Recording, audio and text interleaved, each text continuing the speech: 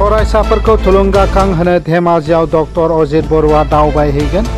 फैगौ 22 जुनाव नाहरबारि बर' गुदि फरायसालिनि गेलेग्रा फोथाराव फरायसाफोरखौ थुलुंगाखां होनो आरो दिथागिरिफोरजों सावरायलायनो थाखाय फुंनि 11 रिंगायाव डक्टर अजित बर'आ दिपा बर' गोजोन खौसे आफादनि हाबाफारियाव बाहागो लागोन।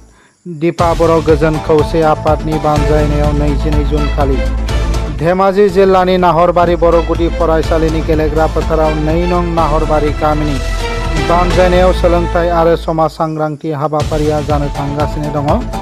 दिपा बर' गोजोन खौसे आफादनि बे हाबाफारियाव 2025 मायथाइनि गोजौ फरायसालिनि आनजाद, जौसिन गेजेरारि आनजादजों लोगोसे JEE आरो नीट उथ्रिसारनो हानाय फरायसाफोरखौ बरायनाय आरो मान बावनाय जागोन।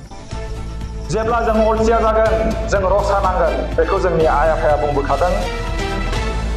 जोंनि आबै आबौआ जोंखौ बुंदों, जाय मानसिया अलसिया जागोन बे रसा नांगोन। अरुणिमा सिन्हानि साक्सेस स्ट'रि, शीतल देवीनि साक्सेस स्ट'रि, बेफोरखौ जोङो थुलुंगा महरै लानांगोन। अरुणिमा सिन्हाया थोंसे आथिंजों माउन्ट एभारेस्ट गाखोदों। शीतल देवीया आखाइ गैयालासेनो थोंनै आथिंजों बोरला गावनानै सनानि मेडेल मोननो हादों। Success story.